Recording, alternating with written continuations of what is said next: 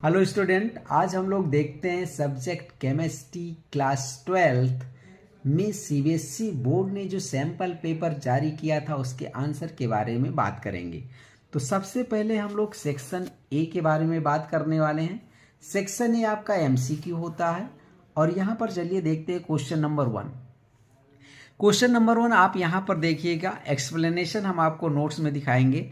Ammonolysis of ethyl chloride followed by reaction of the amine so formed with 1 mole of methyl chloride gives an amine that अब इस चार option में से एक होगा। ठीक है, इस क्वेश्चन का कहने का मतलब है यदि इथाइल क्लोराइड का अमोनोलिसिस करोगे, ठीक है, तो आपके पास वहाँ पर एक एमीन मिलेगा और उस एमीन का फर्दर रिएक्शन आप 1 मोल मिथाइल क्लोराइड से करोगे तो भी एमीन मिलेगा।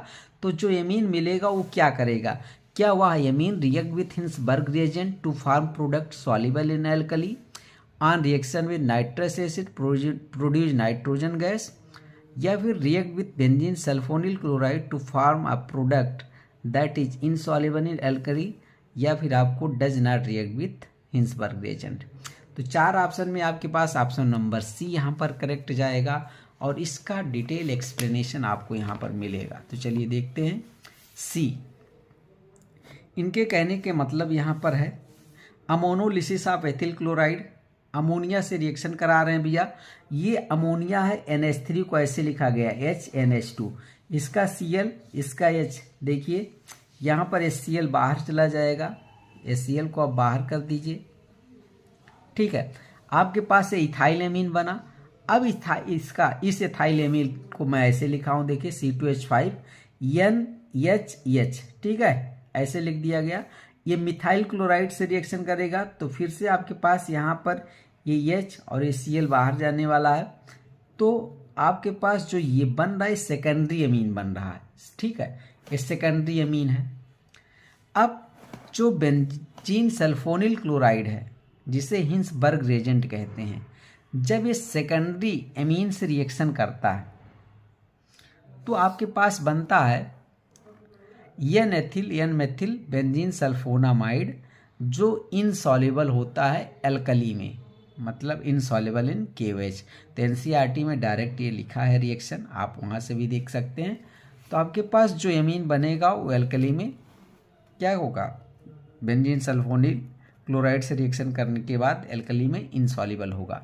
तो देखिए यहाँ पर लिखा since N methyl benzene sulfonamide does not contain any hydrogen atom attached to nitrogen atom, it is not acidic and hence insoluble in alkali। जो आपके पास बेंजीन सल्फोनामाइड है, इस नाइट्रोजन से कोई हाइड्रोजन नहीं है, इसीलिए वो एसिडिक नहीं है, और जब एसिडिक नहीं है तो बेस मतलब एल्कली में वो सॉल्युबल नहीं होगा। तो ये आपके पास था। अब नेक्स्ट हम लोग देखते हैं क्वेश्चन नंबर 2।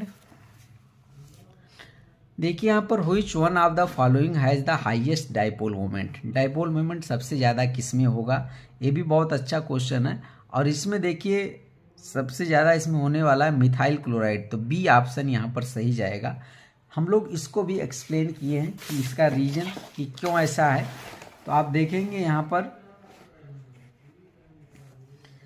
मैंने लिखा CH3Cl का डाइपोल मोमेंट सबसे ज़्यादा होगा।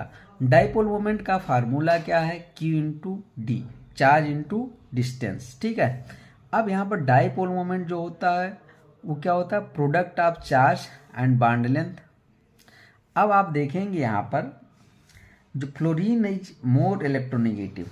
ठीक है, अब यहाँ पर देखेंगे कि कार्बन और फ्लोरीन के बीच में लेकिन क्या होता है, स्मॉल होता है साइज, जबकि कार्बन क्लोरीन के बीच में लार्ज होता है। तो डिस्टेंस वाला फैक्टर इसमें ज़्यादा काम कर जाता है, इसीलिए CH3Cl का डाइपोल मोमेंट क्या होता है, ज़्यादा हो जाता है। ठीक है, तो देखिए ऑर्डर ऑफ डाइपोल मोमेंट सबसे ज़्यादा CH3Cl का, फिर CH3F का, CH3Br का और उसके बाद CH3I का। अब हम लोग देखेंगे क्वेश्चन नंबर इसका सी पार्ट, देखते हैं क्या कह रहा। सी में देखिए इन्होंने ऐसा लिखा है, मैच करना, match the properties of given in column 1 with the metal in column second. अब देखिए कॉलम फर्स्ट कॉलम सेकंड ये बनाए हुई हैं, ठीक है, कौन सा मैच करेगा। तो इसमें आप देखेंगे actinide having configuration radon 5F7 6D17 यहाँ पर लिखा हुआ है, और यहाँ पर ये 6D1 होना चाहिए, 7S2 होना चाहिए, ठीक है। तो ये कहने किसके साथ जाएगा। दूसरा आपके पास लिख रहे हैं lanthanide which has 4F electronic configuration in +3 oxidation state. ऐसा कोई है जिसका 4F इलेक्ट्रॉनिक कॉन्फ़िगरेशन है, तो इसका सेकंड का तो आपके पास ल्यूटीशियम है। Lanthanide which show +4 oxidation state कौन शो करता है भैया, सीरियम करता है। तो चलिए यहाँ पर देखते हैं थर्ड का, ए का क्या हो जाएगा, थर्ड हो जाएगा। तो ए का थर्ड कहीं पर है, यहाँ पर, ठीक है। सेकंड का आपके पास ये, तो फर्स्ट ऑप्शन यहाँ पर सही जाएगा। तो इसका देखिए यहाँ पर फर्स्ट ऑप्शन भी सही है। और एक्सप्लेनेशन आप देख लीजिए यहाँ पर, इलेक्ट्रॉनिक कॉन्फ़िगरेशन हम लोग सीरियम का करते हैं, तो एटॉमिक नंबर कितना होता है सीरियम का, 58, ठीक है। लेंथेनॉइड कहाँ से कहाँ तक है, सीरियम टू ल्यूटीशियम। अच्छा, सीरियम का क्या होता है आपके पास, जेनान 4F1 5D1 6S2। अब +4 में जब जाओगे तो आप ये 4 इलेक्ट्रॉन पूरा निकल जाएगा बाहर, ठीक है। 2 इलेक्ट्रॉन यहाँ से जाएगा, एक यहाँ से, एक यहाँ से, तो आपके पास ये इलेक्ट्रॉनिक कॉन्फ़िगरेशन बच रहा। तो cerium shows +4 oxidation state, cerium is a good reducing agent, ठीक है। और ल्यूटीशियम के बारे में देख लिया जाए, तो ल्यूटीशियम का देखिए 71 होता एटॉमिक नंबर। अब इसका इलेक्ट्रॉनिक कॉन्फ़िगरेशन क्या होता है, 4F14 5D1 6S2। अब यहाँ पर आपको मिलने वाला है ल्यूटीशियम, या 3 ऑक्सीडेशन स्टेट में जाओगे तो 3 इलेक्ट्रॉन बाहर करना पड़ेगा, 2 यहाँ से, एक यहाँ से, तो आपको ऐसा मिल जाएगा, ठीक है। उसके बाद क्यूरियम, क्यूरियम जो एक्टिनॉइड है, इसका एटॉमिक नंबर होता है 96, electronic configuration 5F7 6D1 7S2। तो ऑप्शन नंबर ए यहाँ पर करेक्ट जाएगा, इसको आप करेक्ट कर लीजिएगा। अब हम चलते हैं क्वेश्चन नंबर 4 में। क्वेश्चन नंबर 4 का MCQ देखेंगे तो काफ़ी बहुत ज़्यादा लैंग्वेज लिखा है इसमें, बहुत ज़्यादा आंसर केवल आपको केवल टिक करना है। चलिए समझते हैं। Study the graph showing the boiling point of bromo alkene and identify the compound. तो चलिए देखते हैं, ब्रोमो एल्केन है सब भैया, इसमें 1 का क्या है, बॉइलिंग पॉइंट 277 कम है। जाओगे सेकंड में बॉइलिंग पॉइंट बढ़ रहा, थर्ड में भैया और बढ़ रहा 364 हो गया, और 4 में आपके पास 375, सबसे ज़्यादा बॉइलिंग पॉइंट 4 वाले का है। तो इसमें कौन सा आर्डर इसको फॉलो करेगा, तो आर्डर इसमें जब देखेंगे तो सभी का फार्मूला आपको लिखना आना चाहिए, ठीक है। पहली बात देखिए सबसे ज़्यादा कार्बन किस में है, तो ब्यूटेन में, तो ब्यूटेन का सबसे ज़्यादा होगा।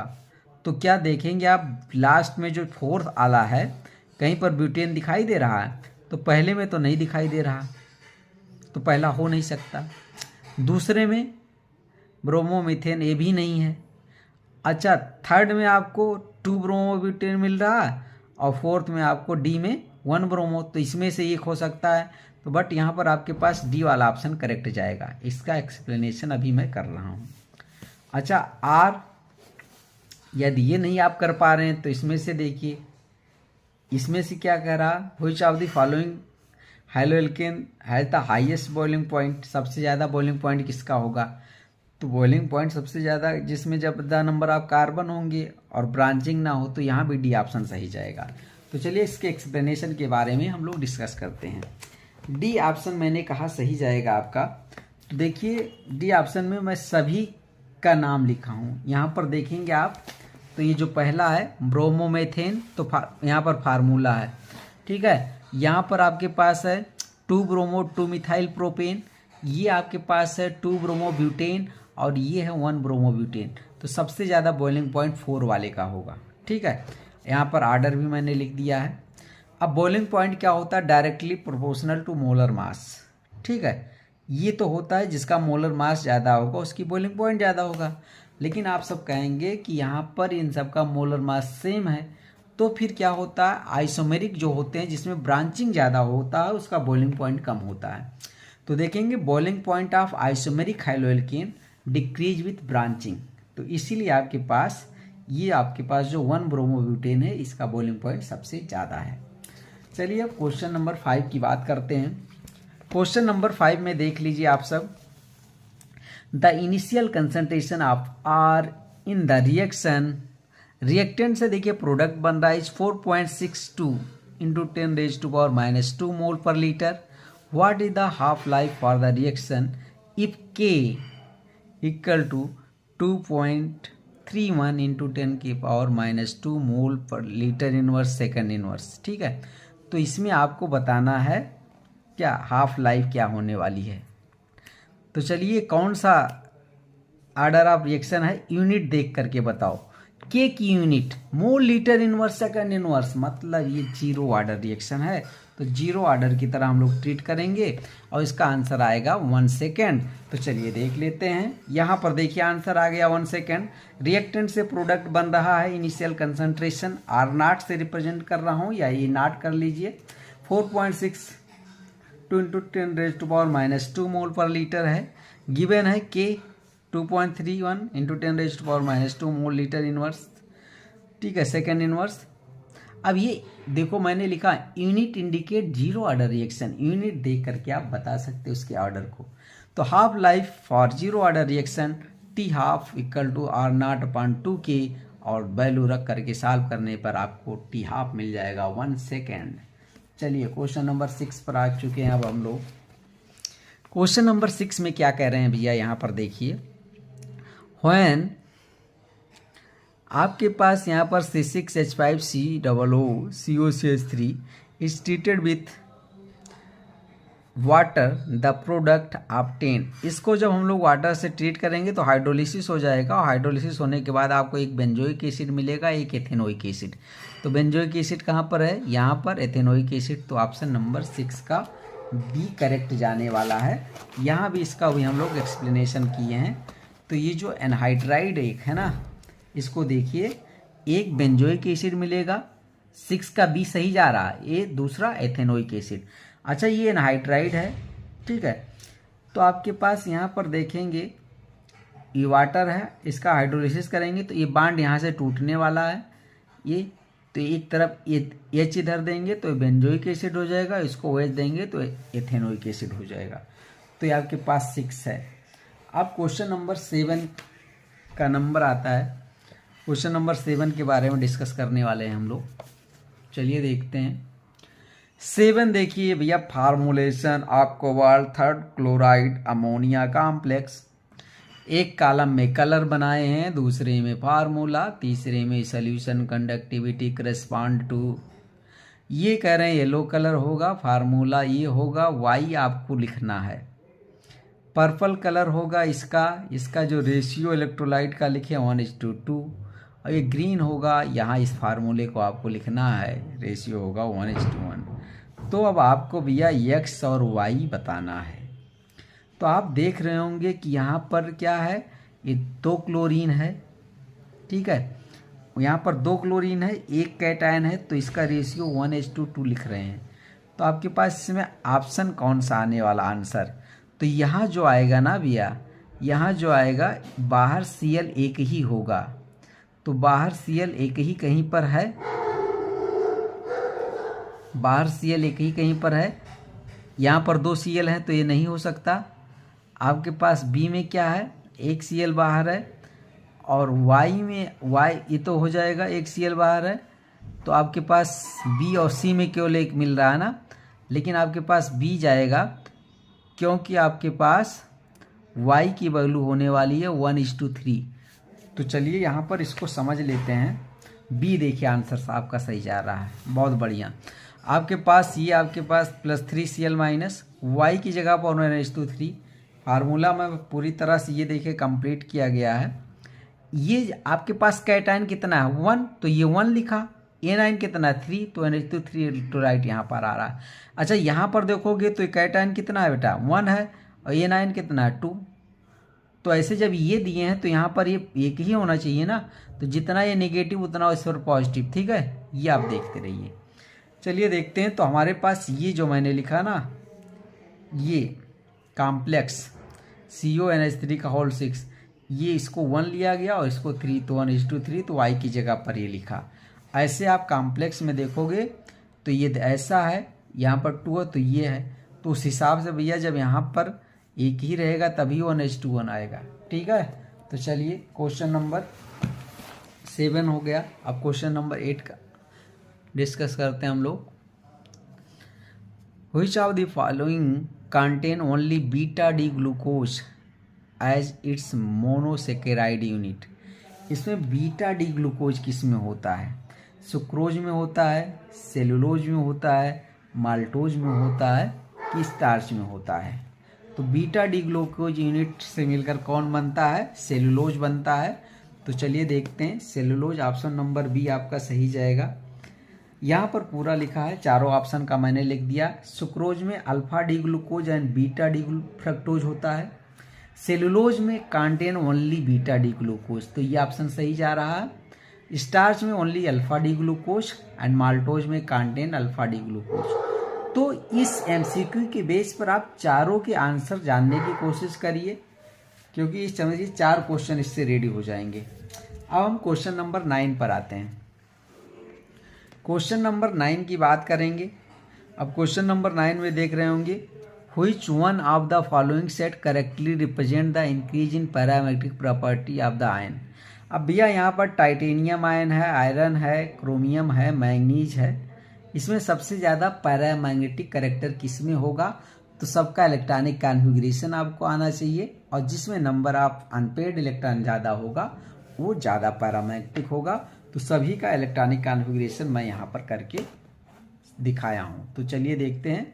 ऑप्शन नंबर डी आपके पास यहाँ पर करेक्ट जाएगा, ऑप्शन नंबर डी। और क्यों जाएगा उसका रीजन यहाँ पर है, paramagnetic nature directly proportional to number of unpaired electron.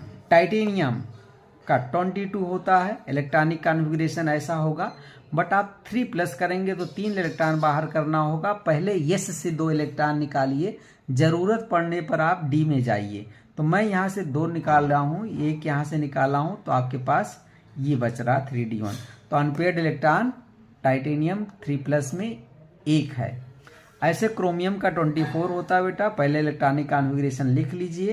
Chromium third में मुझे 3 इलेक्ट्रॉन निकालना है, तो एक मैं यहाँ से निकालूंगा, फिर 2 यहाँ से निकालूंगा, तो ये 3d3 ही बचेगा। तो आपके पास अनपेयर्ड इलेक्ट्रॉन 3 हो जाएंगे। मैंगनीज के केस में देखोगे तो 25 होता है, और यहाँ पहले 2 निकाल दीजिए और 5, तो यहाँ पर अनपेयर्ड इलेक्ट्रॉन 5 मिलेगा। और आयरन के केस में आपको 3d6 है, तो यहाँ पर अनपेयर्ड इलेक्ट्रॉन 4 मिल रहा है। तो सबसे ज़्यादा अनपेयर्ड इलेक्ट्रॉन किस में मिल रहा है? Mn2+ में। तो मैग्नेटिक करेक्टर सबसे ज़्यादा Mn2 का होगा। तो ये थी बात, ठीक है। अब चलिए स्टार्ट करते हैं क्वेश्चन नंबर 10। क्वेश्चन नंबर 10 में देखिए क्या कह रहे हैं। A first order reaction is found to have a rate constant.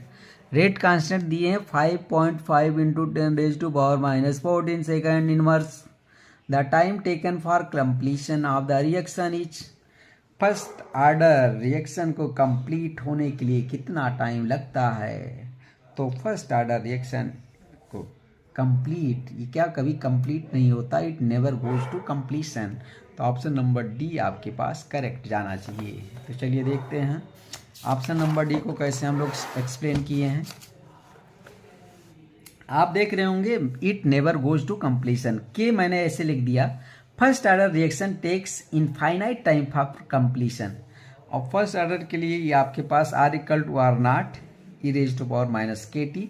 If R = 0 then e⁻⁻kt = 0 which is not possible for any finite value of t। खैर यहाँ पर t इज इनफाइनाइट, तो ये आपके पास कभी कंप्लीट होने वाला नहीं है, ठीक है। हेंस अब क्वेश्चन नंबर हम लोग देखते हैं 11। क्वेश्चन नंबर 11 में क्या कह रहा है, ये भी देखिए कन्वर्जन से रिलेटेड है। A student was preparing aniline in the lab. She took I compound X and reduce it in the presence of Ni, nickel as a catalyst. What could be the compound X? भैया बताना है, aniline बनाना है, X को बताना है, तो X मिल जाएगा nitrobenzene. चलिए नाइट्रोबेंजीन का रिएक्शन देख लीजिए। नाइट्रोबेंजीन है, इसका आप हाइड्रोजनेशन करिए निकल के प्रेजेंस में, तो एनिलीन बन जाएगा। अब हम लोग देखते हैं क्वेश्चन नंबर 12 में क्या कह रहे हैं। Which of the following compound given oxime with hydroxylamine. Hydroxylamine के साथ कौन सा कंपाउंड ऑक्साइम बनाता है? तो एल्डिहाइड कीटोन बनाते हैं, तो यहाँ पर एसीटोन बना लेगा। रिएक्शन देख लीजिए आप। Acetone CH3COCH3 aldehyde and ketone give nucleophilic addition reaction. Other carbonyl compound do not give nucleophilic addition reaction. यहाँ पर देखिए प्रोपेनोन एसीटोन बन गया। हाइड्रोक्सिलेमीन को चाहे ऐसे लिखिए H2NOH या फिर NH2OH लिखिए। हम यहाँ से देखिए हाइड्रोजन H2 और ये ऑक्सीजन बाहर जाएगा और ये ऑक्सीजन बना लेगा।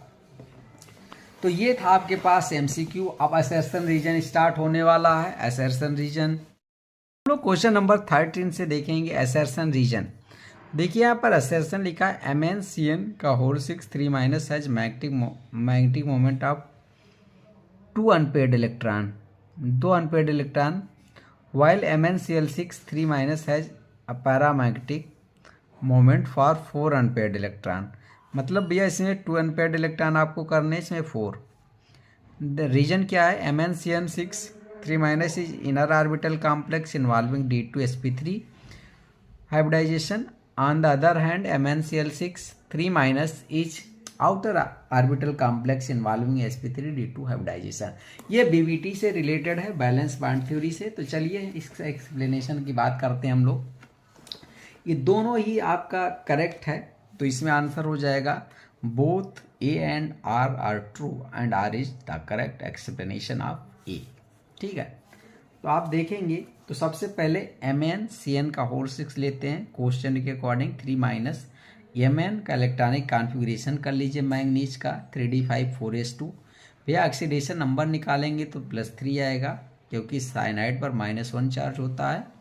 अब इसका इलेक्ट्रॉनिक कॉन्फ़िगरेशन मतलब 3 इलेक्ट्रॉन निकालने हैं, तो 2 यहाँ से आप निकालिए और एक यहाँ से, तो 3d4 हो जाएगा।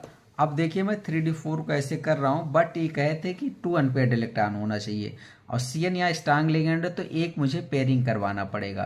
तो ये इलेक्ट्रॉन यहाँ शिफ्ट होकर आएगा, तो मुझे क्या होगा कि ये 2 ऑर्बिटल इसके खाली चाहिए। तो आप देखते होंगे जब ये जंप करके यहाँ जाएगा तो ऐसा हो जाएगा ये, और ये 2 ऑर्बिटल खाली हो जाएंगे। तो देखिए मैं ऐसे किया हूँ यहाँ पर, इसके 2 के D के 2, S का 1, P के 3, तो आपको यहाँ मिलेगा D2sp3 हाइब्रिडाइज ऑर्बिटल।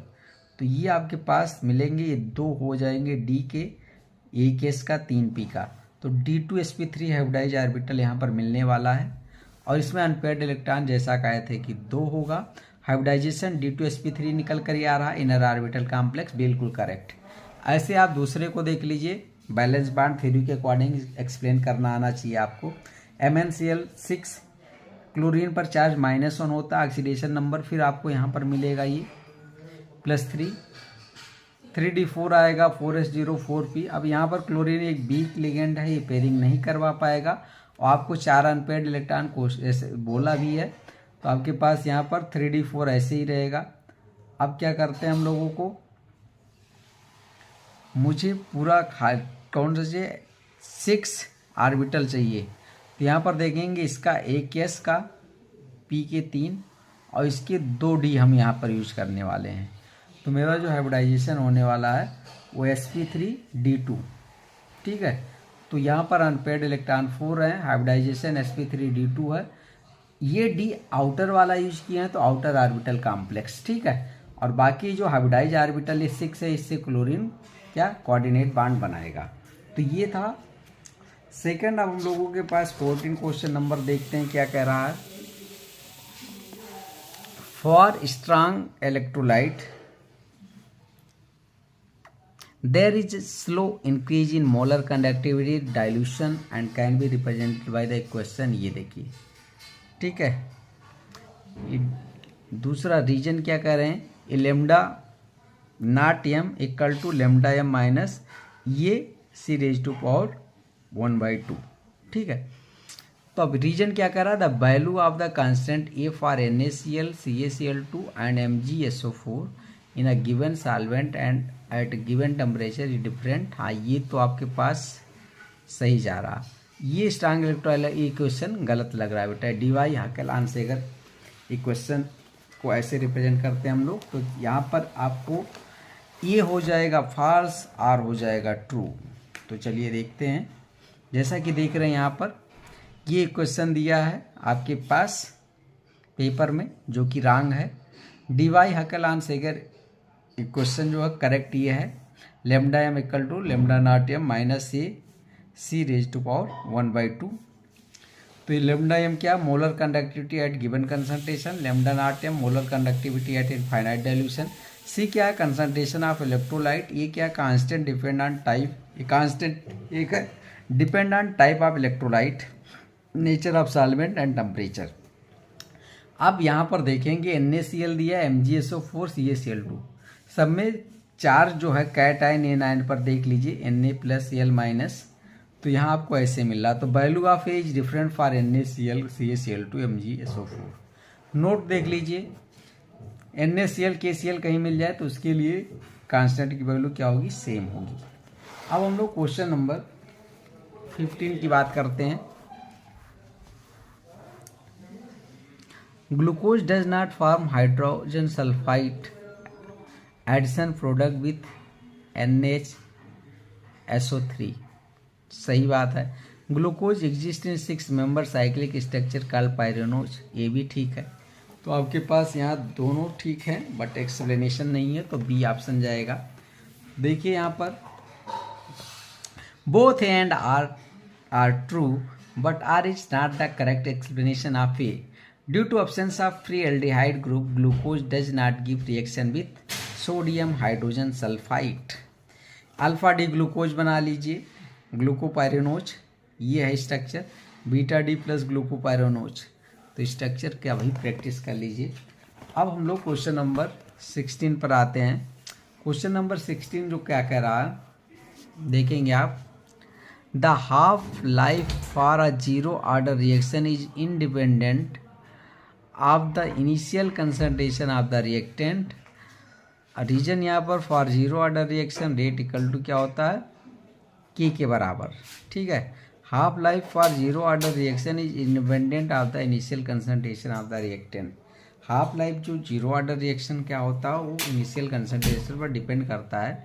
तो ये तो भैया यहाँ पर रॉन्ग है और आर इज ट्रू। तो ये is false, R is true होने वाला है। Half life for zero order reaction T half A0/2 के, टी हाफ डिपेंड ऑन एसियल कंसंट्रेशन ऑफ रिएक्टेंट। और देखिए यहाँ फॉर जीरो ऑर्डर रिएक्शन है, आर इक्वल टू क्या है, यहाँ पर रिएक्टेंट प्रोडक्ट में चेंज हो रहा तो रेट के लिए के, और यहाँ पर इसके कंसंट्रेशन पर डिपेंड नहीं करेगा तो रेट इक्वल टू की। तो ये is false, R is true.